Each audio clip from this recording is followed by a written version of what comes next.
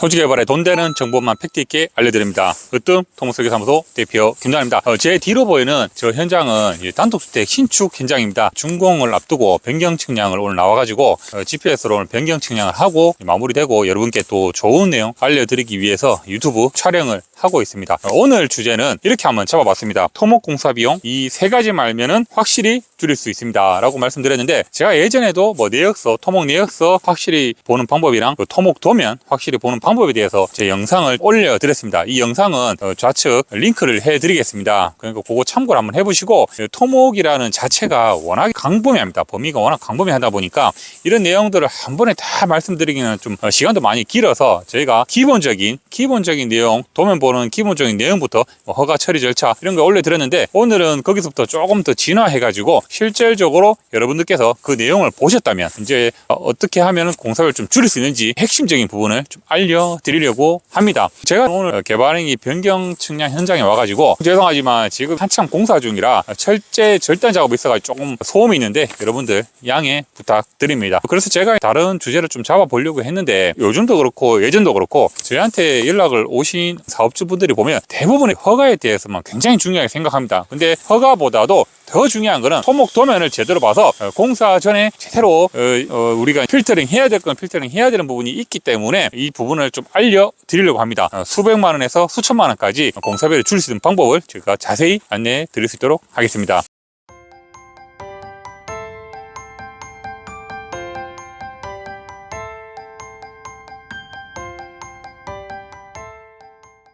먼저 토목공사비 견적서는 내역서를 기반으로 검토라고 했는데, 하나하나씩 좀 순서대로 말씀을 드리겠습니다. 임야 같은 경우는 이제 횡단면도 작성이 중요하다고 했는데, 우리가 이제 임야가 이렇게 있지 않습니까? 굴곡이 있고 올라갔다 내려갔다 하는데, 절단했을 때 이 부분은 횡단면 들어갑니다. 모르시면 제 토목도면 보는 방법을 한번 보시면 되는데, 높이를 어떻게 조정하냐에 따라서, 계획을 하냐에 따라서 구조물 시설 설치가 달라집니다. 예를 들어서 절토가 많이 생긴다고 한다면 원 지반과 절토 지반 사이에 공백이라든가 아니면 돌쌓기라든가 이런 게 들어가는데, 이런 처리를 적절하게 믹스를 해야지 공사비를 줄일 수 있다는 거 제가 앞전에도 설명드렸는데, 임야 개발은 이게 정말 중요한 부분이다 라고 말씀을 드릴 수가 있습니다. 그리고 이제 두 번째가 소나무 재선충 방제 구역이 있습니다. 소나무 재선충이 전국적으로 굉장히 많이 번지고 있는데, 이런 같은 경우 임야에 소나무 방제 수립 계획이라 지역이라고 하면은 우리가 이제 설계상에서 소나무 반출이 안 됩니다. 벌목하고도 소나무 반출이 안 되면 우리가 공사비 플러스 알파로 이걸 좀 체킹을 하셔야 된다. 그 공사비 문제도 중요한 부분인데, 우리 배수로 부분에 집수장이라든가 척구수로관이라든가 이런 부분 있죠.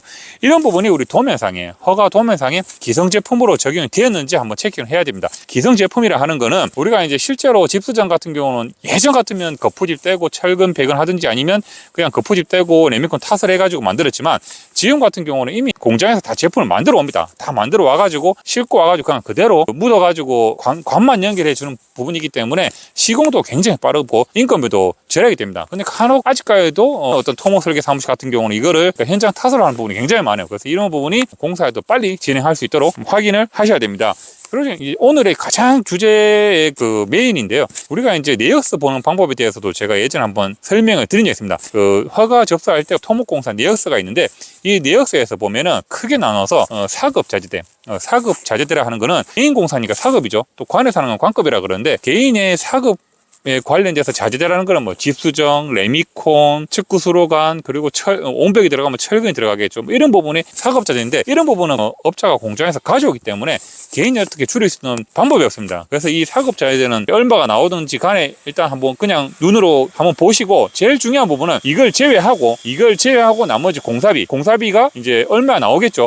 그 공사비에 대해서 견적서와 한번 비교를 해 보셔야 됩니다. 왜냐하면 예를 들어서 한 1000만 원이라는 공사비 나왔는데, 사급자재대 100만 원, 나머지 이제 900만 원 이렇게 공사비 나왔습니다. 그러면 900만 원에 대해서 우리가 견적서와 비교했을 때 어느 정도 가늠이 될 수 있겠죠. 제가 여러분께 말씀을 드리는 핵심 요지입니다. 그래서 공사 견적을 받을 때는 무조건 하고 여러분들이 견적서를 놓고 싼 것만 비교하지 마시고, 이렇게 근거를 가지고 여러분들이 비교하시면 확실한 견적 금액을 알 수 있다라는 게 오늘의 핵심 내용이 아닌가 싶습니다. 그리고 제가 현장에 나왔을 때 제일 부분인데, 우수 처리 시설, 집수정, 배수로 등은 신경 쓸 것이라고 했는데, 사실 이게 이제 공사비보다 중요한 거는 우리 사업주 여러분들의 안전입니다. 이제 설계를 도면을 작성을 해서 허가를 접수하고 이제 변경이 있다고 해서 현장 나오면 항상 이제 집수정이라든가 축구 수로관이 많이 빠져 있어요. 그래서 제가 시공하시는 분께 여쭤봅니다. 이거 이렇게 빠졌죠 하면, 그래, 그 사업주분께서 공사비를 좀 줄인다고 이런 식으로 이제 말씀을 하시는데, 그런 부분 사실 기성 제품 해봤자 전체 우리 건축 토목 다 합쳐가지고 전체 총 공사비의 뭐 0.1%도 안 됩니다. 안 되기 때문에 집수정은 많다, 그리고 그 시설하기가 뭐 힘들다, 이런 사유로 너무 이렇게 핑 대지 마시고 무조건 하고, 최소한의 우수 처리 계획은 안전과 직결되기 때문에 여러분들께서 꼭 설치를 해주시고, 간혹 이런 현장 나오다 보면 건축 공사하시는 분들이 토목 공사도 같이 하십니다. 메인이 이제 본인의 어떤 주력 분야가 건축 시공이다 보니까 토목 도면을 잘 안 보십니다. 잘 안 보는 게 아니라 거의 안 봅니다. 하기 때문에 그냥 이제 도면대로 하는 것보다는 이제 건축 포지션 위치에 따라서 계략적으로 이쪽에 넣으면 좋겠다, 아니면 저쪽에 넣으면 좋겠다, 이런 식으로 이제 감으로 설치를 합니다. 하다 보니까 어떤 경우는 이제 마당 중심에 이렇게 푹 꽂아가지고 있어가지고 굉장히 그런 것도 그 시설 하나 때문에 굉장히 불편한 부분도 많습니다. 그래서 이런 부분을 여러분들께서도 업자가 시공하실 때 꼼꼼하게 한번 협의를 하셔가지고 시공을 잘 하시길 바라는 마음에서 지금 말씀을 드리는데, 어쨌든 우리가 우수 처리 시설 계획은 토목도면대로 완벽하게 해주셔야 된다라는 게 안전상도 그렇고 시공비도 많이 안 들기 때문에 이렇게 강조를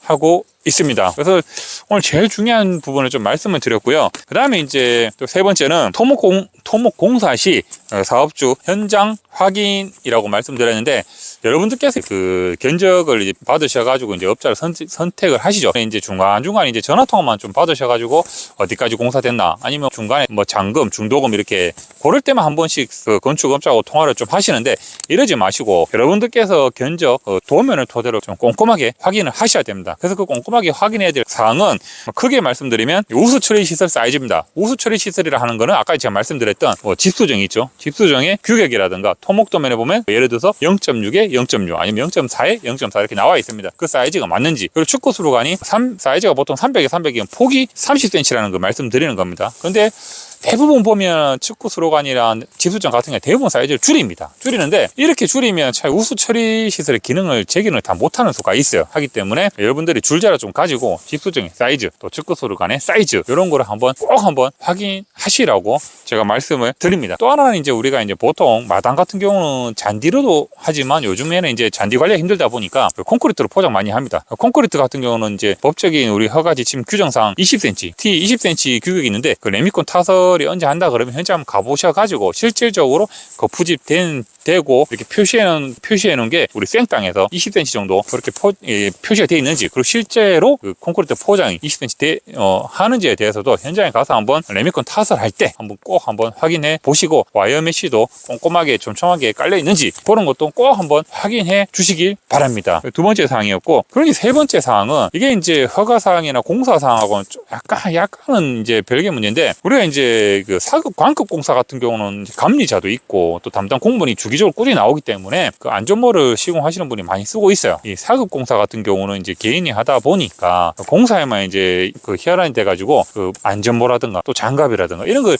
착용을 잘 안 하고, 잘하는 게 거의 안 합니다. 이렇게 공사를 하고 계시는데, 이 안전사고라는 거는 언제 어떻게 날지 모릅니다. 하기 때문에 뭐 현장 소장이 사실은 이런 걸 이제 해야 될 부분이지만, 여러분들의 건축 빨리 준공이 돼야 되는 부분도 있기 때문에 한 번씩은 현장 소장님한테 이렇게 말씀을 좀 드려가지고 이렇게 안전시설을 좀 갖춰 주십시오, 이런 안전시설에 좀 주의를 해달라고 말씀을 하시는 것도 좋지 않겠나 싶습니다. 왜냐하면 지금 이제 중대재해처벌법 때문에 굉장히 국가적으로도 이제 크게 다루고 있기 때문에, 이런 사고 한번 나면 또 공사가 중단이 될 수가 있습니다. 중단되면 또 나중에 뭐 그만큼 준공이 늦어질 수가 있기 때문에 여러분들께서 이런 거 하나까지도 한번 체킹하시는 게 좋을 것 같아서 제가 플러스 알파로 한번 넣어봤습니다. 그래서 중요한 부분 말씀을 드렸고, 이 토목공사 같은 경우는 아까 말씀드렸지만 워낙 광범위합니다. 광범위하기 때문에 제가 중간중간 또 중요한 부분, 더 핵심적으로 더 깊이 들어가야 되는 부분을 한 번씩 촬영을 할 수 있도록 하겠습니다. 여러분, 날씨가 좀 포근한 것 같지만 또 밤낮